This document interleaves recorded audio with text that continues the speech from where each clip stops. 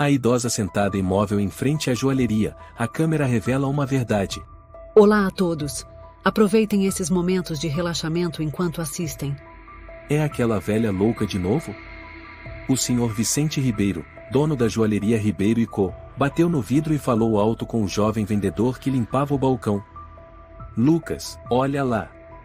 Já faz 7 semanas seguidas. Lucas lançou um olhar pela vitrine. Uma senhora magra, de cabelos brancos, com um casaco cinza velho e desbotado, sentada em um banquinho de madeira. Sem placa pedindo dinheiro, sem se mexer muito, ela apenas ficava ali, olhando fixamente para a frente da loja.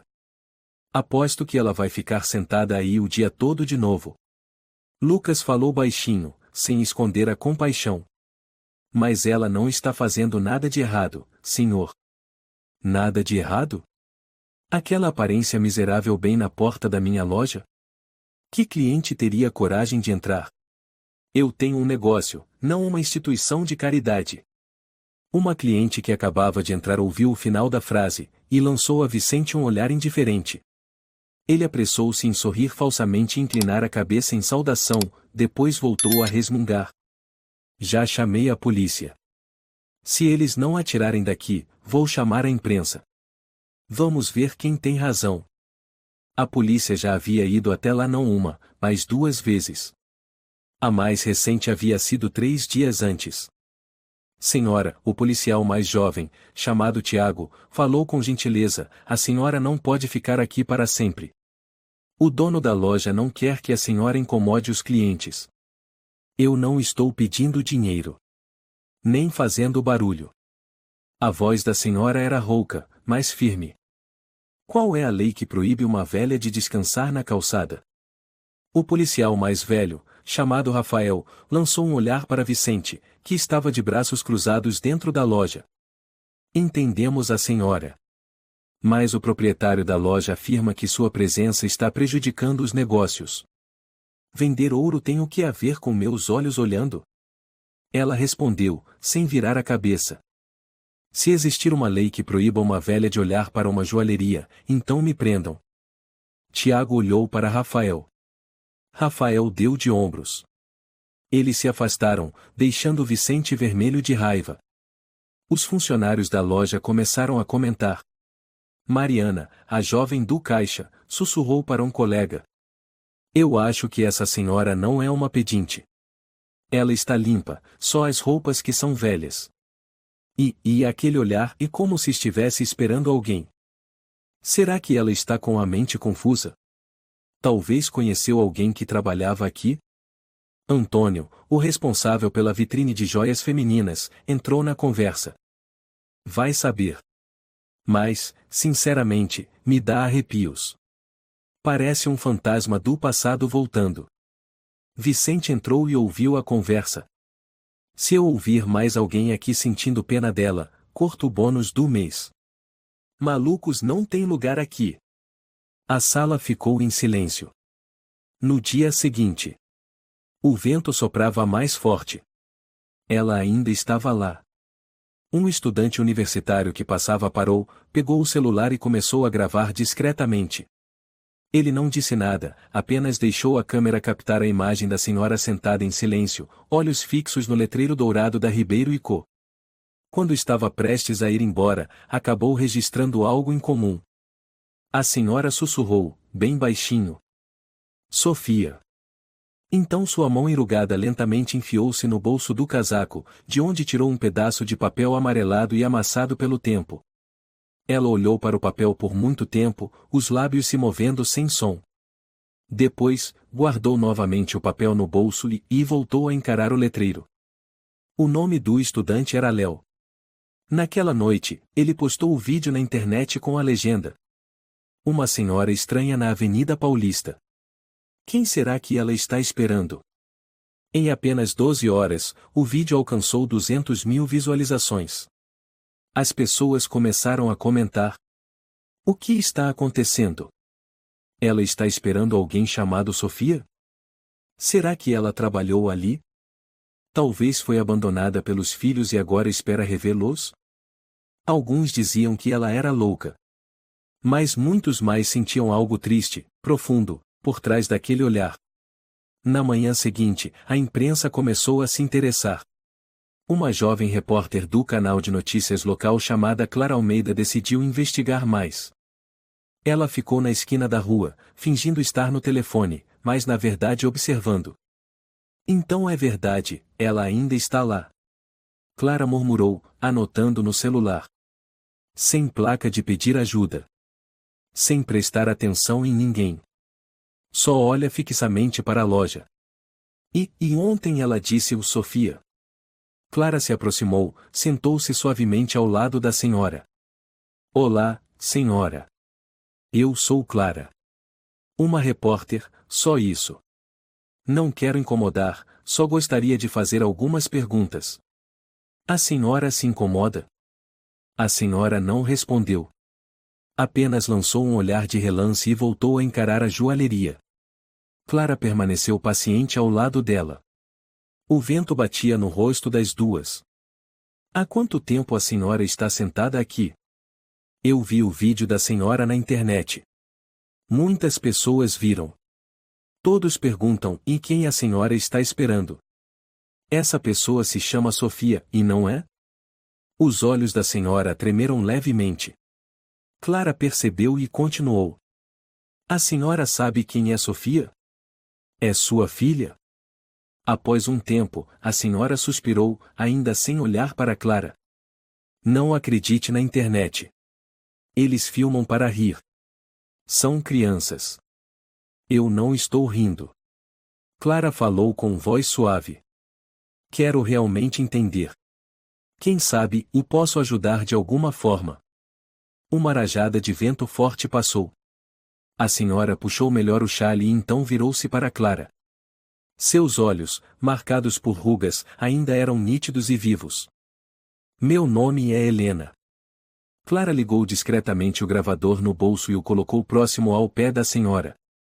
Obrigada, dona Helena. Posso perguntar, e a senhora está aqui por causa de alguém? Ela olhou para a loja, e respondeu com voz lenta. Minha filha. Sofia, e trabalhava ali dentro. 20 anos atrás. Clara franziu a testa. Então, e a senhora está procurando sua filha? Sim. A voz dela embargou. Ela desapareceu. Depois de ser falsamente acusada de roubo pelos funcionários da loja. Vicente Ribeiro, e o dono, e a expulsou, dizendo que ela era ladra.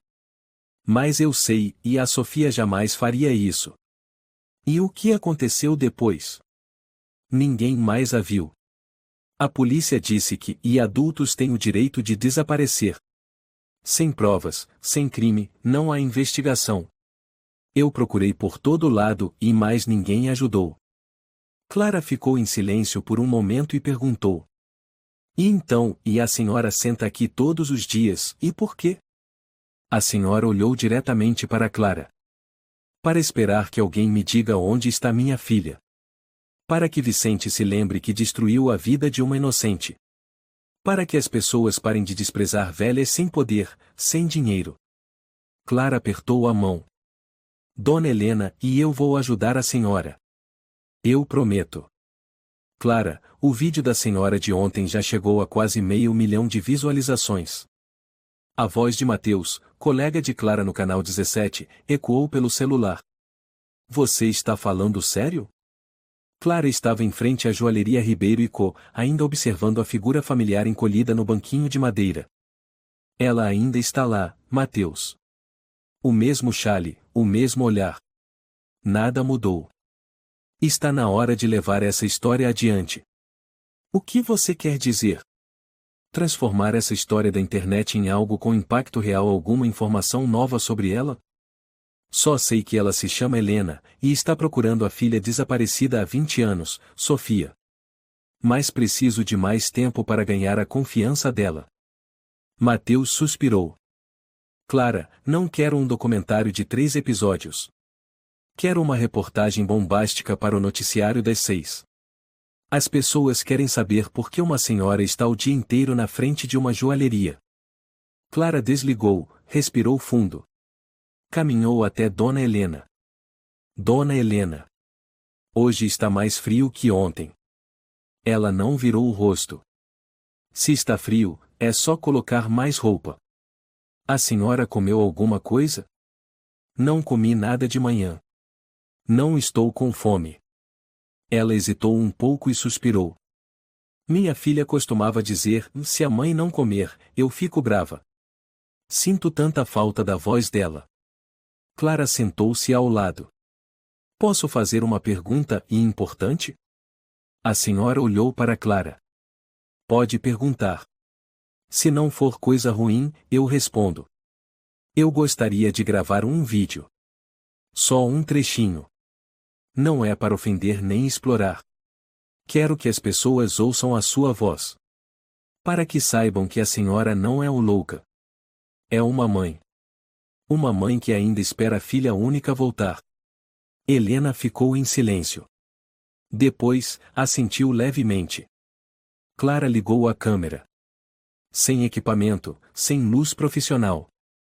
Apenas a luz fria da manhã paulistana e uma mulher idosa tremendo de frio. Qual é o seu nome completo? Helena Martins.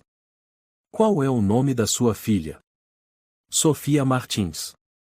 Nasceu em 1979. Naquele ano, a neve cobriu todo o pátio do hospital. Nunca esqueci. Por que a senhora está aqui? Porque este foi o último lugar onde viram minha filha. A senhora quer deixar um recado para quem conheceu a Sofia? Eu espero que, se alguém a viu e ou ouviu seu nome, e por favor, me diga. Estou disposta a perdoar qualquer um, desde que me digam se minha filha ainda está viva. Em poucas horas, o vídeo de 2 minutos virou tema nos fóruns e redes sociais. A página do Canal 17 no Twitter postou com a legenda: Dona Helena, a mãe que espera pela filha há 20 anos na porta de uma joalheria. A história que silenciou São Paulo. Os comentários surgiram como tempestade. Meu coração está em pedaços. Nem consigo imaginar o que ela passou. Precisamos descobrir o que aconteceu com a Sofia. Moro por perto. Amanhã vou levar comida e um cachecol para ela. Clara mal podia acreditar. Mateus mandou mensagem. Você virou o assunto do momento no país. Tá em primeiro lugar. Mas Clara não comemorou. Ela assistiu novamente ao vídeo Olhar de Helena, as mãos trêmulas, o sussurro desesperado de Sofia e soube que um vídeo com milhões de visualizações não bastava. Nunca bastaria. Na manhã seguinte, Clara voltou à Avenida Paulista. Dona Helena ainda estava lá. Mas dessa vez, algumas pessoas passaram para cumprimentá-la, ofereceram-lhe um cachecol novo, um copo de cacau quente. A senhora é um símbolo de paciência.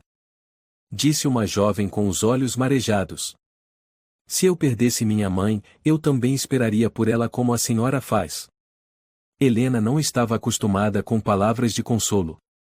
Apenas assentiu com a cabeça e repetiu a mesma frase. Eu não sou símbolo de nada. Eu sou só uma mãe. Um homem de meia idade vestindo terno se aproximou e colocou uma sacola de comida diante dela. Senhora, meu nome é Tomé Ferreira. Eu trabalhei como policial nesta área. Eu me lembro do caso da Sofia. Mas, na época, eu não tinha permissão para falar. Agora estou aposentado. Se for necessário, posso contar o que vi. Clara imediatamente pegou o número de telefone e marcou um encontro com Tomé. Naquela tarde, em um pequeno café na Rua Augusta, Tomé Ferreira contou. Naquele ano, fui designado para investigar a acusação de roubo contra uma funcionária chamada Sofia. O senhor Vicente Ribeiro registrou a ocorrência, dizendo que tinha provas. Mas quando pedi o vídeo, ele desconversou. Só apresentou uma impressão em papel, toda borrada. Clara perguntou. O senhor se lembra do rosto dela? Com clareza. Aquela moça chorou o tempo inteiro, repetindo, eu não peguei nada. Eu não peguei nada. Mas ninguém a escutou. No dia seguinte, a família registrou o desaparecimento. Eu queria aprofundar a investigação, mas meus superiores mandaram encerrar. Disseram que era assunto interno da empresa. E o senhor acredita e que havia algo estranho nisso? Tomé assentiu. Vicente sempre teve algo obscuro. Mas ele tinha boas conexões, dinheiro, e sabia como lubrificar os lugares certos. Clara ficou em silêncio por um momento e então perguntou de forma repentina. O senhor conhece alguém que trabalhou na joalheria na mesma época que a Sofia? Tomé pensou um pouco. Tinha um homem chamado Fernando Gomes. Na época, era o técnico responsável pelas câmeras de segurança. Ouvi dizer que, depois do caso, ele pediu demissão. Acho que agora vive perto de Ouro Preto. Ouro Preto? Clara se levantou de súbito. Se puder, me passe o endereço dele. Na manhã seguinte, Clara pegou o primeiro trem para Ouro Preto. O céu seguia cinzento, e uma névoa cobria a região periférica onde Fernando morava. A casa era simples, antiga, mas bem cuidada. Senhor Fernando, eu sou Clara Almeida, repórter do Canal 17. Preciso falar com o senhor sobre um caso de 20 anos atrás. Fernando, já idoso, cabelos quase todos brancos, abriu a porta com um olhar cansado. Ao ouvir o nome Sofia Martins, ficou em silêncio. Depois, convidou Clara a entrar. Aquela menina e não merecia aquilo. Sua voz embargou. Eu guardei o vídeo original. Mas ninguém me deixava falar. Eu tive medo. O senhor guardou o vídeo? Sim. Copiei para um HD pessoal antes que o sistema fosse substituído. Sempre achei que um dia alguém viria perguntar.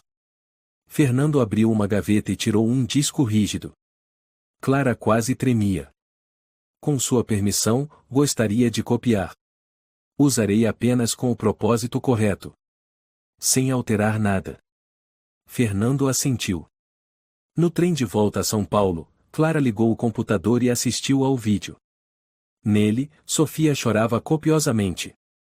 Vicente estava diante dela, a voz cortante. Se você não assinar a confissão, vou chamar a polícia. Tenho provas.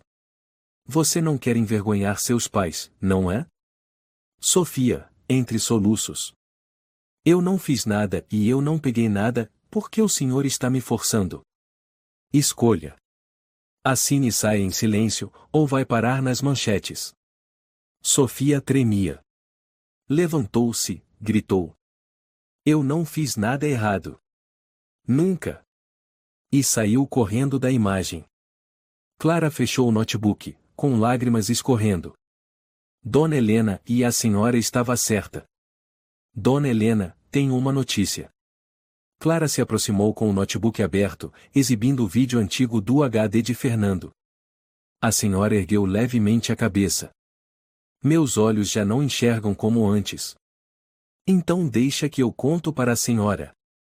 Este é o vídeo que mostra Sofia sendo coagida a confessar. Não houve roubo algum. Foi Vicente Ribeiro quem forçou ela a assinar a culpa. Helena ficou em silêncio. Seus lábios tremiam. Eu sabia e sempre soube. Clara sentou-se ao lado dela. Encontrei o senhor Fernando, o ex-técnico. Ele guardou o vídeo. A senhora foi muito injustiçada. A senhora fechou os olhos. Por muito tempo. Durante todos esses anos, todos diziam que eu era paranoica. Que eu não aceitava a realidade. Que minha filha era uma criminosa. Mas uma mãe, Clara, e uma mãe sabe quem é seu filho. Mesmo que o mundo diga o contrário. Clara colocou a mão sobre o ombro dela. Eu acredito na senhora. E agora, não sou só eu. As redes sociais também acreditam. Mas e a Sofia? O vídeo diz onde ela está. Clara hesitou. E ainda não sei. Mas isso é o primeiro passo. Naquela tarde, Clara se encontrou com Mateus na redação. Ele assistia ao vídeo de Fernando, balançando a cabeça, pálido. Meu Deus, e isso destrói a carreira dele.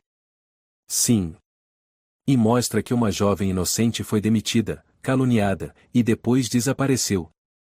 Mateus olhou para Clara. Você tem certeza que quer seguir com isso? Vicente Ribeiro é um nome forte. A família dele tem ações em várias redes de joalherias, contatos na política. Clara assentiu. Justamente por isso, precisamos ir até o fim. Mateus soltou o ar. Ok. Você tem carta branca. Mas faça com cuidado. E proteja a dona Helena. Eu já pensei nisso. Vicente com certeza vai tentar revidar. Naquela noite, Clara voltou a visitar dona Helena. Ela arrumava algumas sacolas plásticas, com pães duros e uma garrafa d'água.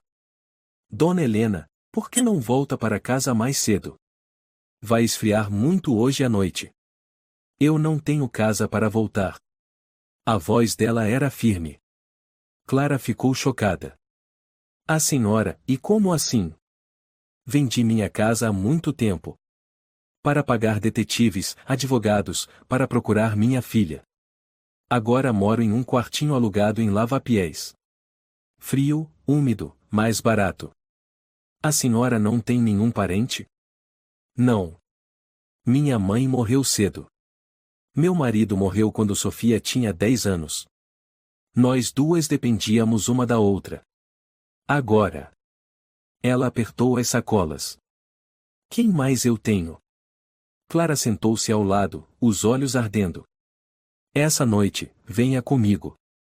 Fique na minha casa. Só por alguns dias. É mais seguro. Eu posso fazer uma sopa de galinha. Não quero incomodar. Não incomoda nada. Estar com a senhora me faz sentir que estou fazendo a coisa certa. No pequeno apartamento de Clara, Dona Helena contou pela primeira vez os detalhes da tragédia de 2002. Era uma tarde de sexta-feira. Ela me ligou, disse que tinha sido demitida. Perguntei por quê, e ela só chorava. Não conseguia falar. E depois? No dia seguinte, fui procurá-la. A porta do quarto estava escancarada, os pertences ainda lá, mas ela havia sumido. O telefone não atendia.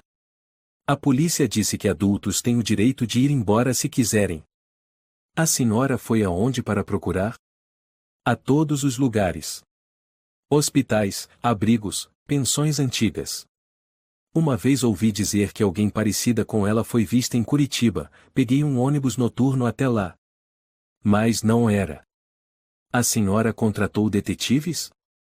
3 vezes. Mas todos disseram que não havia pistas.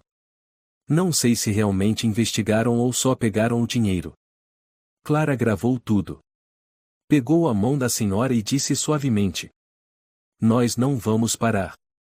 Agora tem mais gente querendo ajudar. Temos as redes, a imprensa, e agora temos provas. A senhora balançou a cabeça devagar. Clara, e eu não quero fama. Só quero saber se minha filha está viva ou morta. Na manhã seguinte, Mateus ligou. Clara, o Vicente acabou de fazer uma coletiva de imprensa. Ele contra-atacou, dizendo que o vídeo é editado, distorcido. E que vai processar você e o Canal 17. Clara não se surpreendeu. Já imaginava. Mas temos o original. Temos testemunhas. E temos a rede apoiando. Mateus completou. Sim. Mas ele também começou a usar a mídia a favor dele. Publicaram uma matéria antiga dizendo que Sofia já havia tido condutas suspeitas ou com os registros da loja. Clara deu uma risada amarga. Ou seja, estão inventando outra calúnia. Você precisa de uma estratégia. Foque na dona Helena. A história dela é o que faz o público estar do nosso lado. Clara ligou para um conhecido, o advogado de direitos humanos Ismael Rodrigues, famoso por defender vítimas de injustiças. Tenho um caso. Uma mãe idosa. Uma calúnia de 20 anos. E um homem poderoso querendo apagar o passado. Ismael refletiu. Provas? Tenho o vídeo da câmera interna. Um ex-funcionário testemunha. Arquivos parciais. E o depoimento direto da dona Helena. Me envie tudo. Se for forte o suficiente, eu assumo a defesa dela. Clara enviou os dados. 3 horas depois, Ismael retornou a ligação. Eu aceito o caso. Dona Helena vai ficar muito feliz. Clara, esse caso não é só por ela. É símbolo de todos que já foram esmagados pelo poder. Naquela noite, ao contar a novidade, Dona Helena ficou em silêncio por um tempo, depois disse: Sabe, Clara, e houve momentos em que pensei que, se não encontrasse minha filha, não tinha mais por que viver. Mas depois, pensei, e se um dia ela voltar, e eu não estiver aqui? A senhora é uma mãe extraordinária. Não. Eu sou só uma mãe que se recusa a desistir. Por quê? E não tenho mais nada a perder. Clara segurou a mão da senhora. Agora, a senhora não está mais sozinha. Naquela noite, Clara publicou seu primeiro artigo oficial. A mãe que esperou por sua filha durante 20 anos, e tudo começou em uma esquina da Avenida Paulista. Junto ao texto, estavam trechos do vídeo, o depoimento de Dona Helena e a imagem do disco rígido contendo o vídeo original. A publicação se espalhou rapidamente. Canais de televisão nacionais começaram a noticiar. Muitas pessoas se reuniram em frente à joalheria Ribeiro e Co para protestar. Uma mulher de meia idade chamada Letícia Lima estava no meio da multidão, segurando uma placa bem alto. Justiça para Sofia. Verdade para Helena. Passantes paravam, aplaudiam. A polícia teve que intervir para manter a ordem. Vicente, do interior da loja, olhava pela vitrine, com o rosto pálido. Quero ouvir tudo. Todos os lugares por onde a senhora passou. Tudo o que fez para encontrar a Sofia. Clara serviu uma xícara de chá quente para Dona Helena. O vento uivava gelado do lado de fora da janela. A senhora pousou as mãos sobre a xícara, mas não a levou à boca. Seus olhos encaravam o vazio, ao longe. Começou em 2002, não foi? Clara assentiu. O que a senhora fez depois daquele dia?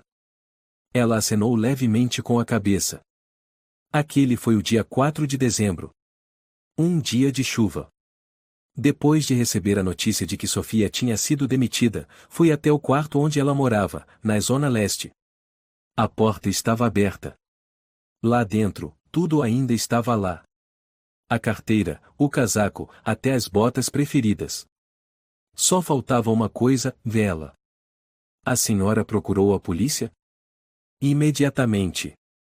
Mas disseram, ela é adulta. Ninguém pode impedi-la de ir embora. Clara ficou em silêncio. Eu sabia que havia algo errado. Sofia nunca ia embora sem dizer nada. Ela sempre ligava, mesmo que fosse só para avisar que o trem atrasou. Mas naquela vez, nada.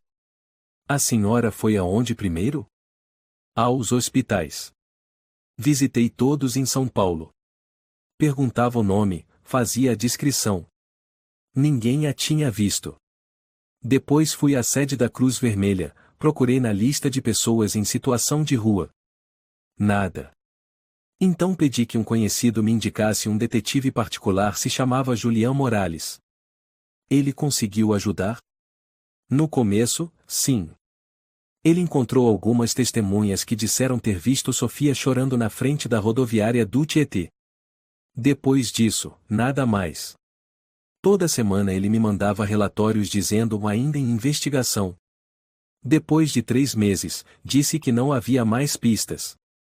E a senhora, e continuou. Dona Helena assentiu. Comecei a vender os móveis da casa. Primeiro, a coleção de livros do meu marido. Depois, o sofá. A geladeira. Eu precisava de dinheiro para continuar contratando gente. A senhora contratou mais alguém? Sim. Uma mulher chamada Adriana, que já tinha trabalhado com comunicação, e depois virou investigadora particular. Ela era boa, mas também ficou sem saída. No fim, me disse uma frase que nunca esqueci, e existem pessoas desaparecidas que a sociedade prefere não encontrar. Clara apertou as mãos. Eu não consigo acreditar. Mas eu consigo. Ela olhou direto nos olhos de Clara. Porque vivi nesse mundo.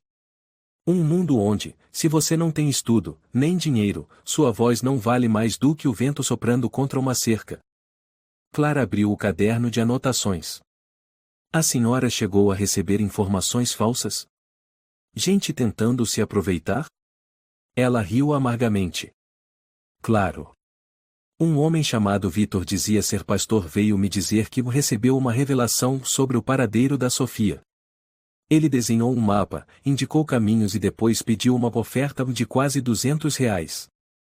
Eu dei. E só depois percebi que era um charlatão. Ninguém foi preso? Fui à polícia. Mas riram, a senhora já é idosa, não devia se deixar enganar. Como se a culpa fosse minha por confiar. Clara baixou a cabeça. Me desculpe, dona Helena. Em nome de todos que a abandonaram nessa caminhada. Não precisa se desculpar. Só não repita. Não vire as costas como eles. Ela se levantou, foi até uma mala velha no canto do quarto de Clara. Carrego aqui tudo o que sobrou da Sofia. Cada vez que mudei de quarto, trouxe isso comigo. Ela abriu a mala. Dentro havia coisas que para muitos não tinham valor, um caderno antigo, fotos de infância, diplomas da escola, bilhetes de trem desbotados, pedaços de papel com números de telefone antigos. Esse aqui é o papel onde ela anotou o nome da primeira loja onde conseguiu emprego. Ela entregou a Clara um pedaço rasgado de papel. E esse é um poema que ela escreveu aos 16 anos. Ela adorava Cecília Meirelles. Clara leu as letras quase apagadas. Eu te encontrarei entre a escuridão e a luz. A senhora já chegou a duvidar que Sofia estivesse viva? Nunca. Sem corpo, sem velório. Eu não acredito que ela morreu. Ela foi escondida. Esquecida. Mas não morta. Numa tarde, Clara levou Dona Helena ao cemitério Euprado. Não para visitar um túmulo, mas porque havia ali uma longa lista de pessoas desaparecidas sem identificação, registradas como desconhecidas. Dona Helena fixou os olhos na lista. Um por um. Conferiu todos os nomes. A senhora acha que Sofia pode estar aqui, como desconhecida? Não acho. Mas preciso ter certeza. Clara ajudou a procurar entre os anos de 2002 a 2006. Nenhum nome de Sofia. Nenhuma descrição compatível. Então isso é bom. Clara suspirou aliviada. Ainda temos uma chance. Numa noite, Clara convidou Dona Helena para participar de uma entrevista ao vivo na televisão. Tema: e a injustiça nos casos de desaparecimentos esquecidos. O apresentador era Alexandre Reis, um jornalista veterano. Alexandre olhou para Dona Helena e disse: Senhora, se hoje Sofia estiver assistindo a senhora pela televisão, o que gostaria de dizer a ela? Ela virou-se para a câmera. Um segundo de silêncio. E então falou: Sofia, se você estiver viva e sua mãe nunca parou de te procurar. Me perdoa por não ter te protegido o suficiente. Mas eu não desisti. E se você não conseguir me encontrar e eu vou te procurar até meu coração parar de bater? A plateia ficou em silêncio. Alexandre abaixou a cabeça, os olhos marejados. Clara segurava a mão dela por baixo da mesa. No dia seguinte, uma jovem chamada Beatriz ligou para a emissora. Eu morei num abrigo em 2004. Lembro de uma moça chamada Sofia, mas ela parecia não lembrar do próprio nome. Só repetia trechos de poesia, sempre dizendo: eu te encontrarei entre a escuridão. Clara entrou em contato com Beatriz imediatamente. Você se lembra do rosto dela? Não muito. Mas ela tinha cabelo longo, pele clara, e uma pintinha no lado esquerdo do pescoço. Clara olhou para Dona Helena. A senhora. Sofia tinha uma pinta no pescoço? Ela assentiu, com as mãos trêmulas. Tinha sim. Uma pequena, como uma gota de tinta. No lado esquerdo do pescoço. Clara apertou sua mão. Então ainda há esperança. Vamos seguir essa pista. Já liguei para o abrigo, disse Clara ao entrar no pequeno quarto onde Dona Helena dobrava roupas. Se chama Refúgio da Esperança. Fica na periferia sul de Curitiba. Curitiba. Dona Helena repetiu o nome, os olhos arregalados. Estive lá, e em 2005. Mas disseram que não havia ninguém chamado Sofia. E estavam certos. Porque talvez, na época, ela não se lembrava do próprio nome. Ela segurou a mão de Clara. Você, e realmente acredita que ela esteve lá? Não tenho certeza. Mas a Beatriz lembra da pinta no pescoço. Uma coincidência perfeita. Então, e quando vamos? Amanhã de manhã. Já comprei as passagens no primeiro ônibus. Na manhã seguinte, o ônibus partiu de São Paulo às 6 horas. O vento frio atravessava o vidro. Clara e Dona Helena sentaram-se lado a lado. Dona Helena, está pronta? Não. Mas eu vou. Não prometo nada. Mas não vamos voltar de mãos vazias. Ao chegar, o Refúgio da Esperança estava espremido entre dois prédios antigos, com muros pintados de cinza desbotado e um portão de ferro com a frase em letras curvas: o lugar onde uma nova vida começa. A funcionária de plantão se chamava Natália, tinha cerca de 30 anos, cabelos curtos, olhos sérios mas não frios. Olá, sou Clara Almeida, repórter do Canal 17. Esta é Dona Helena, mãe de uma mulher desaparecida. Precisamos consultar os arquivos dos casos de 2004 a 2006. Natália franziu a testa. Isso não é simples. Os dados são confidenciais. Clara falou com suavidade. Não estamos pedindo que infrinja a lei. Apenas queremos confirmar se houve alguma mulher com essa descrição de entre 20 e 25 anos, cabelo escuro, pele clara, uma pinta no lado esquerdo do pescoço, sem memória do nome, que recitava poemas de Cecília Meirelles. Natália piscou, surpresa. Cecília Meirelles? Sim. Natália ficou imóvel por um instante. Esperem um pouco. Cerca de 10 minutos depois, ela voltou com uma pasta antiga. Houve um caso em 2005. Uma jovem sem documentos, encontrada vagando na estação de trem de Curitiba. Quando chegou aqui, não lembrava o próprio nome. Mas, e realmente tinha uma pinta como a que vocês descreveram. Dona Helena mal conseguia respirar. A senhora lembra do rosto dela? Clara perguntou. É difícil. Mas ela não ficou aqui muito tempo. Após 3 meses, uma organização de caridade a levou para tratamento. Tem autorização para cuidar de casos de perda severa de memória. Qual o nome da organização? Natália folheou os papéis. Fundação Luz da Vida.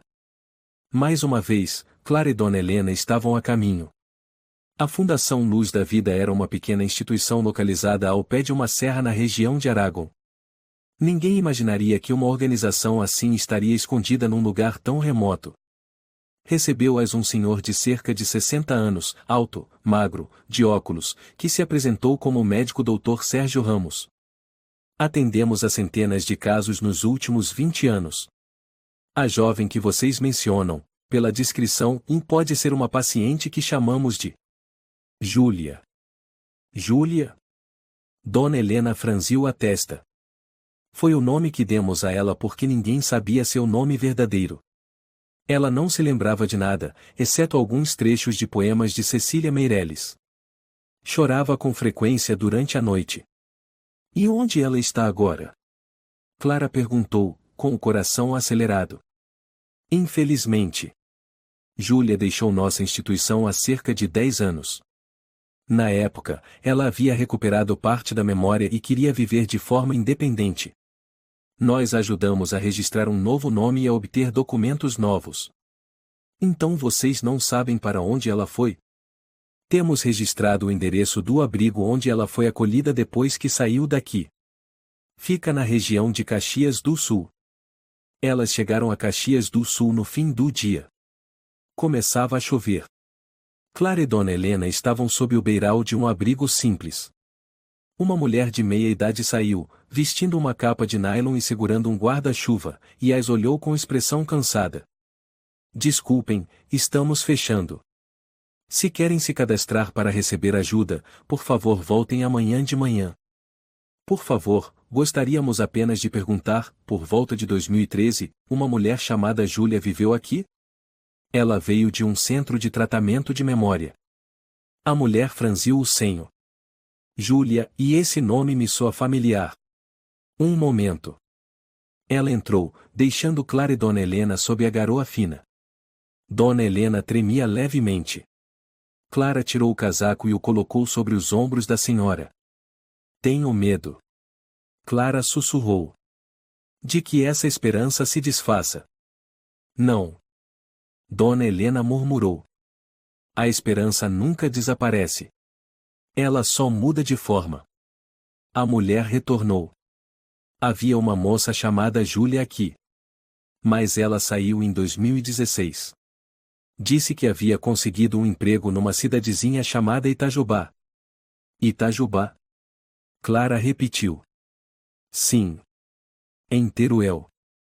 Em Itajubá, já era noite fechada. Clara e Dona Helena entraram em uma pequena cafeteria para pedir informações. Um homem atrás do balcão, chamado Estevão, arregalou os olhos ao ouvir a pergunta. Júlia? Se for a moça que vivia declamando poesia, e que trabalhava na loja de costura Rosário, sim, é ela. Ela saiu do emprego no ano passado. Ouvi dizer que voltou para Curitiba para morar com uma amiga. Dona Helena apertou a mão de Clara com força. Estamos perto. Eu sinto isso. Clara sorriu, pela primeira vez em toda a jornada. E eu também. 2 dias depois, em Curitiba, Clara colou um cartaz procurando por alguém. Procura-se Júlia, moça que viveu em Itajubá, passou pela Fundação Luz da Vida. Se você a conhece, entre em contato conosco. Elas esperaram. 1 dia. 2 dias. 3 dias. No 4º dia, um telefonema chegou ao celular de Clara. Alô, sou Lívia. Vi o cartaz. Eu morei com a Júlia no ano passado. Ela é minha amiga. Onde ela está agora? Clara quase gritou. Ela vive em um pequeno convento perto da Serra da Mantiqueira. O novo nome dela é Solange. Vou vê-la, disse Clara, os olhos fixos no celular, amanhã cedo. Mas desta vez vou sozinha primeiro. A senhora descansa no hotel. Se for mesmo a Sofia, volto para buscá-la. Clara. Dona Helena segurou sua mão suavemente, com os olhos marejados. Você é o primeiro raio de luz que vi em 20 anos. Clara sorriu, mas sua voz estava embargada. Prometo trazer sua filha de volta. O mosteiro Nossa Senhora da Luz ficava numa encosta solitária, rodeado por densos pinheiros. Clara passou pelo velho portão de madeira e foi recebida por uma freira de cerca de 50 anos chamada Irmã Pilar. Você procura Solange? Ela perguntou, depois que Clara explicou a situação. Solange e não gosta de receber visitas. Você tem algum motivo especial? Clara respirou fundo. Acredito que Solange seja uma mulher desaparecida há 20 anos. E a mãe dela ainda a procura. Irmã Pilar olhou profundamente nos olhos de Clara. Espere aqui. Cerca de 10 minutos depois, uma mulher saiu. Magra, de cabelos castanhos escuros presos num coque, olhos profundos, pele pálida. Clara se levantou imediatamente. Desculpa, e você é Solange? A mulher assentiu levemente. Você morou em Itajubá, certo? Antes disso, Curitiba. Fundação Luz da Vida? Os olhos da mulher se arregalaram, depois se contraíram levemente. Como, e você sabe? Clara abriu a bolsa e tirou uma foto antiga Sofia com 20 anos, sorrindo radiante. Você reconhece esta foto? Solange olhou. Sua mão começou a tremer. Essa sou, e eu. Eu já fui. Não lembro com clareza, mas... Clara sussurrou. Seu verdadeiro nome é Sofia Martins. Sua mãe é Dona Helena. Ela nunca parou de procurar por você. Solange começou a chorar. Minha mãe está viva? E está em Curitiba. Esperando por você. No mesmo momento, em São Paulo, o advogado Ismael Rodrigues entrou no escritório de investigação financeira com um grande dossiê. Ele foi recebido pelo inspetor Castro. Temos motivos sólidos para suspeitar que Vicente Ribeiro cometeu desvio de fundos de contas VIP da joalheria Ribeiro e Co. Castro folheou os documentos. Vamos precisar de mais do que um vídeo antigo. Ismael empurrou 3 extratos bancários. São registros guardados por um ex-funcionário que saiu em 2002. Prova que Vicente transferiu fundos de contas de clientes para uma empresa de fachada chamada o Grupo Fênix. A empresa está registrada em nome da mãe dele. Castro arqueou as sobrancelhas. Isso é grave. Também temos uma gravação.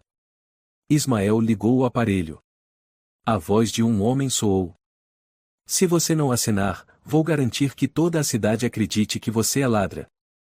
Eu não fiz nada de errado. Assine. Ou eu vou destruir você. Castro ficou em silêncio. Meu Deus. É Vicente? E a mulher é Sofia Martins. Ela desapareceu depois desse dia. O caso nunca foi reaberto. Castro assentiu lentamente. Vou levar isso aos superiores. Mas você sabe que isso vai mexer com gente poderosa, certo? Ismael respondeu com firmeza. Só me importo com a justiça. De volta a Curitiba, quando Clara e Sofia, ou melhor, Solange, entraram no quarto, Dona Helena ficou paralisada. Ficou imóvel, depois sussurrou. Sofia. Solange balbuciou, chorando. Mamãe, mamãe. Elas se abraçaram forte, chorando em silêncio. Clara desviou o olhar, os olhos marejados. Pensei que você estivesse morta, pensei. Não, eu não conseguia lembrar de nada, minha cabeça era um breu. Eu andei, sem saber quem eu era. Não importa, agora que te encontrei, é o suficiente. 3 dias depois, Vicente Ribeiro entrou em seu escritório com o rosto carregado de raiva. Lucas, o ex-funcionário, correu até ele. Senhor, tem alguém esperando na sala privativa. É a polícia. Vicente congelou. Polícia? Sobre o quê? Não sei. Trouxeram uma intimação. Vicente entrou. 3 policiais o aguardavam. Um deles se levantou. Vicente Ribeiro, o senhor está sendo intimado por fraude financeira, difamação, coação ilegal e envolvimento em desaparecimento ocorrido em 2002. Vicente ficou paralisado. Mas que diabos é isso? Vocês estão enganados. Castro colocou os documentos sobre a mesa. Não estamos enganados. Esta é uma ordem para investigação completa de seu sistema financeiro. Vicente gritou. Eu tenho advogado. E seu advogado o encontrará na detenção provisória. Por favor, venha conosco. A imprensa de São Paulo explodiu.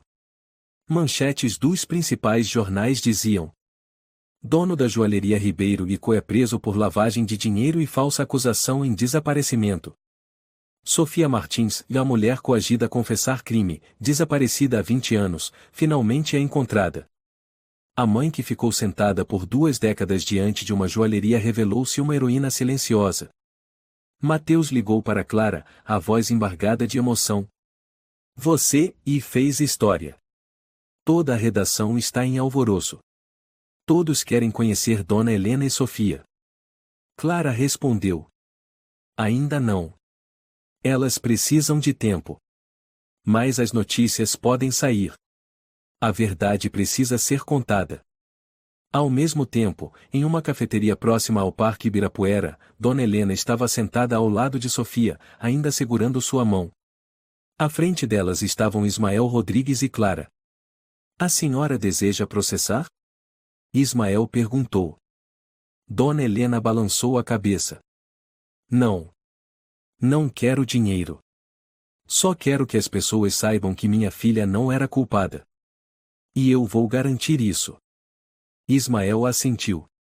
Vou levar o caso à justiça, não só para limpar o nome de Sofia, mas para punir Vicente pelo que ele fez com tantas pessoas. Sofia disse baixinho. Eu não quero vingança. Mas quero que todos saibam, e o silêncio foi a arma que quase me destruiu. Clara apertou levemente a mão dela. Agora, eu tenho uma voz. E milhões de pessoas estão ouvindo. Clara, você tem 5 minutos para chegar à redação. Vamos entrar ao vivo. Mateus gritou ao telefone. O caso do Vicente explodiu em todos os canais. Você é a única com a história completa. Espera aí, Clara arfava, correndo enquanto segurava firme a pasta de documentos. Ainda preciso entregar as provas ao advogado Ismael. Precisamos enviar o dossiê à polícia ainda hoje à noite. Mateus respondeu com a voz tensa. Você tem 5 minutos. O Ismael tem a vida toda para protocolar isso. Não. Clara parou no meio da Praça da República, olhando para a tela de LED que exibia Vicente algemado sendo levado pela polícia. A imprensa não pode ser só um eco. A justiça precisa de dados, de documentos, de provas concretas. No escritório de Ismael, Clara espalhou todos os documentos sobre a mesa. Cópia do vídeo original de 2002. Gravação de Vicente coagindo Sofia. Testemunho de Fernando técnico de câmeras. Extratos bancários com movimentações ilícitas. Declaração de Tomé Ferreira policial aposentado. Ficha de internação de Sofia em Curitiba. Ismael analisou cada folha, os olhos se acendendo pouco a pouco. Meu Deus, isso não é apenas um erro judicial. É um sistema inteiro corrompido de cima a baixo. Clara assentiu. Você tem provas suficientes para incriminar o Vicente? Não apenas ele. Vou até o fim. Quero chegar em quem acobertou tudo isso. Aqueles que estavam acima de Tomé. Os que transformaram o desaparecimento da Sofia em vento. E Dona Helena. Ismael a encarou, com um tom suave. Ela vai saber que venceu. Mesmo que tenha levado 20 anos. Enquanto isso, no quarto alugado, Dona Helena estava sentada ao lado de Sofia, penteando os cabelos da filha com delicadeza. Você se lembra de algo daquele último dia? A voz da senhora era leve. Sofia hesitou. Lembro de uma luz, e depois gritos, e o senhor Vicente e me forçando a assinar um papel. Eu não entendi nada. Chorei, fugi, e depois, e tudo escureceu. Daí só me lembro de rostos estranhos, tetos brancos, ruas frias. Ela apertou a mão da mãe. Me perdoa por não ter te encontrado antes. Sofia ergueu o olhar, com os olhos marejados. Não. Quem deve pedir perdão sou eu. Por ter deixado a senhora sozinha por tantos anos. Ninguém tem culpa, Sofia. A culpa é daqueles que tentaram nos silenciar. Na manhã seguinte, na sede da Polícia Federal, Clara, Ismael e Dona Helena entraram no escritório do inspetor Castro. Recebemos o dossiê da equipe de investigação financeira, disse Castro com firmeza. Mas hoje precisamos que Dona Helena assine o documento como requerente principal do processo. Dona Helena assentiu. Suas mãos finas e ressecadas tremiam ao segurar a caneta. Vamos reabrir o caso de Sofia Martins como um sequestro indireto, calúnia e obstrução de investigação criminal, continuou Castro. E Vicente Ribeiro será formalmente acusado em 3 instâncias judiciais. Ismael perguntou. Tem certeza de que não haverá interferência?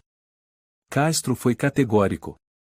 Em 2002, eu era um jovem policial, tive que abaixar a cabeça. Mas agora, sou o responsável. E ninguém vai ignorar isso pela segunda vez. A imprensa começou a divulgar. Caso Sofia Martins oficialmente reaberto. Advogado Ismael Rodrigues representará a vítima e sua família. Joalheria Ribeiro e Co fecha as portas por tempo indeterminado. Os jornais disputavam entrevistas com Clara. Mas ela só disse uma frase. A verdadeira heroína é a mãe que nunca saiu do lugar, mesmo quando o mundo inteiro virou as costas. Uma semana depois, em uma coletiva de imprensa na sede do Canal 17, Mateus abriu o evento. Apresento a vocês a repórter Clara Almeida, a mulher que reabriu um caso que parecia perdido na história. Clara subiu ao palco, mas se virou para a plateia. Dona Helena, por favor, venha aqui comigo. Dona Helena subiu devagar. Toda a sala se levantou e aplaudiu sem parar. Eu só escrevi o que ela viveu.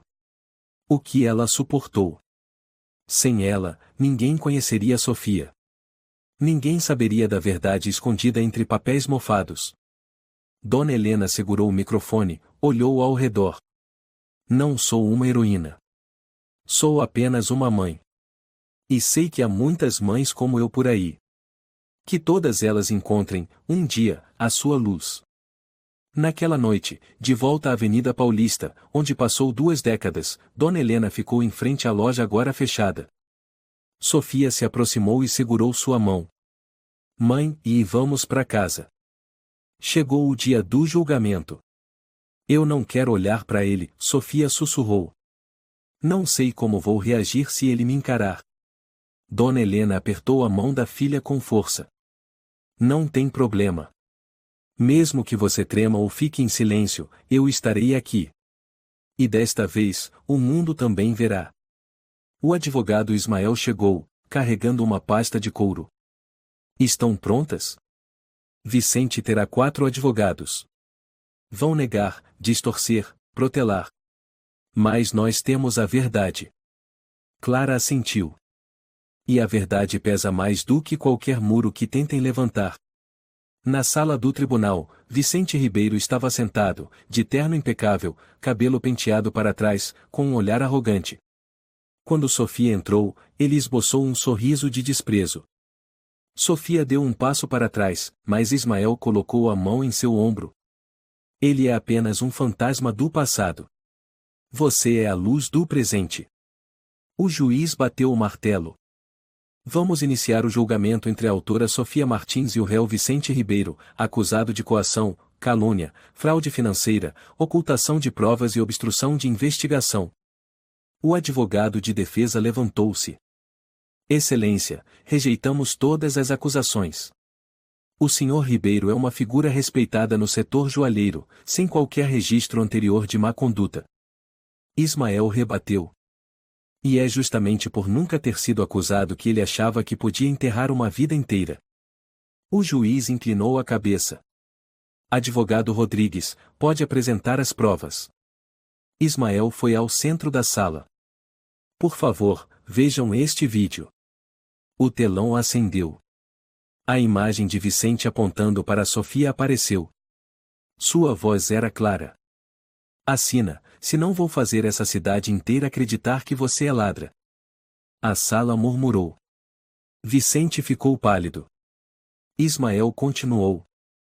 A seguir, temos os depoimentos de Fernando Gomes, técnico de câmeras, e Tomé Ferreira, ex-policial da região. Ambos confirmam que Vicente tentou apagar provas. O juiz assentiu. Primeira testemunha, por favor. Fernando subiu ao púlpito. Fui eu quem salvou o vídeo. Quando o senhor Vicente me mandou apagar, senti que algo estava errado. Guardei uma cópia, mas por medo, escondi isso por 20 anos. Recebeu dinheiro para ficar em silêncio? Perguntou Ismael. Não. Mas fui ameaçado. Vicente disse que acabaria com minha carreira se eu abrisse a boca. O juiz anotou. Muito claro. Depois, foi a vez de Tomé. Na época, eu era o policial responsável pela área. Vi Sofia chorando, tremendo, dizendo que era inocente. Quis investigar, mas o caso foi arquivado em 24 horas, sem explicação. Depois fui transferido. Acha que houve interferência de superiores? Sem dúvida. O juiz olhou para Vicente. Tem algo a declarar? Vicente se levantou. Não me lembro dessa conversa. Talvez o vídeo tenha sido editado. Ismael respondeu. Temos o original em HD antigo, já periciado. Sem qualquer edição. O juiz franziu a testa. Continue. Chegou a vez de Sofia depor. Ela subiu ao púlpito, mãos trêmulas. 20 anos atrás, eu era uma vendedora, ganhava pouco, mas amava meu trabalho. Um dia, percebi transações estranhas. Questionei Vicente e fui repreendida. No dia seguinte, ele me chamou na sala e empurrou um papel de confissão. Ele a ameaçou? Sim. Disse que, se eu não assinasse, perderia tudo. Fugi. Depois disso, e minha mente apagou. Só lembro da luz, dos gritos, e da dor de ser despedaçada. Ela respirou fundo. Não sei por que perdi a memória. Mas sei por que perdi tudo. E agora, só quero a verdade reconhecida. O juiz perguntou baixinho. Qual sentença deseja sugerir? Sofia ergueu o rosto. Não quero prisão perpétua. Mas quero que ele entre para a história como alguém que destruiu a honra de uma pessoa inocente. E que ninguém mais passe por isso. 3 horas depois, após a deliberação dos juízes, a sentença foi lida. Vicente Ribeiro, este tribunal o declara culpado. A sentença é 12 anos de prisão por fraude financeira. 6 anos de prisão por calúnia e coação. Proibição vitalícia de exercer qualquer cargo empresarial. Vicente gritou. Não. Isso é uma armação. Eu sou a vítima aqui. Dona Helena se levantou de um salto. O senhor destruiu uma criança. Um pai, uma mãe e nunca esquecem o olhar do próprio filho sendo esmagado. A polícia conduziu Vicente para fora da sala do tribunal. As pessoas presentes na audiência se levantaram e aplaudiram. Naquela noite, no Parque Ibirapuera, Clara, Sofia e Dona Helena sentaram-se sob a sombra de uma árvore. Você está se sentindo mais leve? Perguntou a mãe. Sofia assentiu. Eu não queria vingança. Mas queria justiça. E hoje, eu consegui. Clara sorriu. E amanhã, o mundo vai acordar com a história de vocês como algo belo, e não mais como uma dor. Sofia se virou para a mãe. Mãe, e o que a senhora quer fazer agora? Dona Helena sorriu. Quero abrir uma padaria. No mesmo lugar de antes. Para que as pessoas lembrem que houve uma mãe que se recusou a ir embora e uma filha que, no fim, voltou. Eu ainda não acredito, e que isso aqui já foi a joalheria de Vicente Ribeiro, disse Clara, diante da nova placa reluzente. Sofia e Helena padaria artesanal. Sofia limpou as mãos no avental e sorriu radiante. Eu também não. Cada vez que olho, parece que estou dentro de um sonho estranho. Um sonho que virou verdade. Dona Helena colocou a mão sobre o ombro da filha, com orgulho na voz.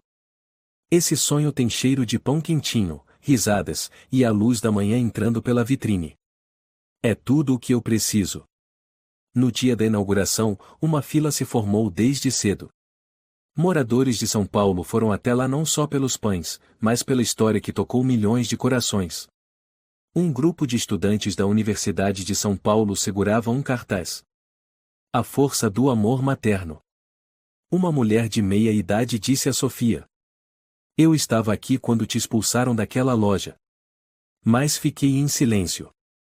Hoje estou aqui para pedir desculpas e apoiar você. Sofia apertou a mão da mulher. Ficar em silêncio por medo é humano.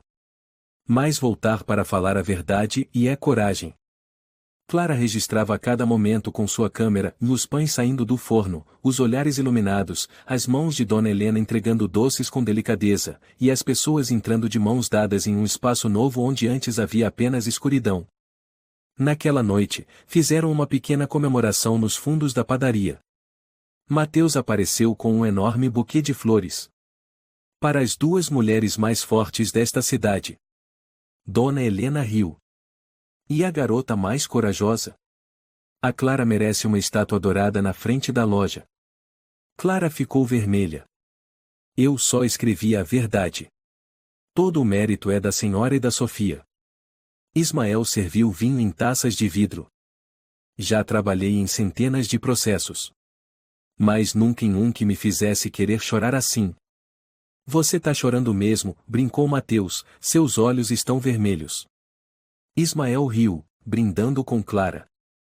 Pela justiça. E por aqueles que nunca desistiram.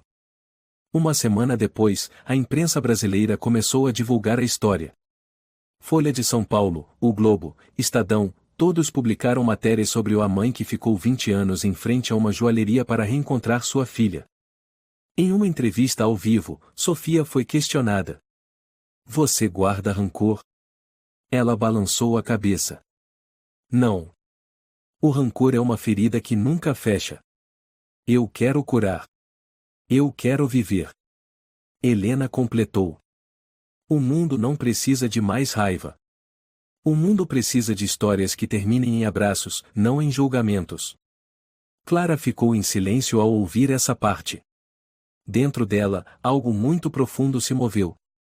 Não era sobre carreira ou prêmios. Era o sentimento de ter testemunhado algo sagrado. Certa manhã, ao abrir a padaria, Sofia encontrou um envelope na soleira da porta. Sem nome de remetente. Dentro, uma carta curta. Fui uma das pessoas que acobertou Vicente. Não tive coragem de ir ao tribunal. Mas graças a vocês, despertei. Não ficarei mais em silêncio. Obrigado por me lembrar de que a verdade nunca morre. Sofia olhou para a mãe. Mãe, e a gente criou algo maior do que apenas ser inocentadas. Dona Helena apertou a mão da filha com ternura. A gente criou um novo começo. Clara estava diante do laptop, escrevendo a última matéria da série Dona Helena e a Luz da Avenida Paulista. A primeira frase, ela digitou devagar. Se você já viu uma senhora sentada diante de uma joalheria no inverno de São Paulo, talvez tenha passado por um milagre ainda não revelado. Ela fez uma pausa, pensou, e continuou. Milagres não vêm de contos de fadas. Mais de uma mãe idosa segurando um papel antigo, sussurrando o nome da filha no meio da multidão. E de uma filha que voltou da escuridão, se levantou, sorriu, abriu a porta e assou pão sob o nascer do sol. 3 meses depois, a padaria foi eleita como um dos locais mais inspiradores de São Paulo. Helena e Sofia foram convidadas para subir ao palco da Gala Nacional de Humanidade. O apresentador começou. Hoje homenageamos 2 mulheres, uma mãe que se recusou a partir, e uma filha que voltou para recomeçar. O auditório explodiu em aplausos. Dona Helena subiu ao palco e disse, com simplicidade: Não sou ninguém especial. Sou apenas uma mãe. Mas quero dizer a quem perdeu algo, não vá embora. Mesmo que o mundo vire as costas, o amor ainda é a única coisa capaz de romper o silêncio. Sofia segurou a mão da mãe, com lágrimas nos olhos. Clara virou-se para Mateus na plateia. O que você acha e quantas pessoas vão se lembrar dessa história? Mateus sorriu. Não sei. Mas com certeza, vão olhar cada senhora na rua com outros olhos. Clara assentiu. E cada pessoa desaparecida deixará de ser só um nome esquecido. Numa tarde, enquanto Sofia assava pães, viu um menino parado do lado de fora, olhando fixamente para dentro. Você quer comprar um pãozinho? Ela perguntou, saindo para encontrá-lo.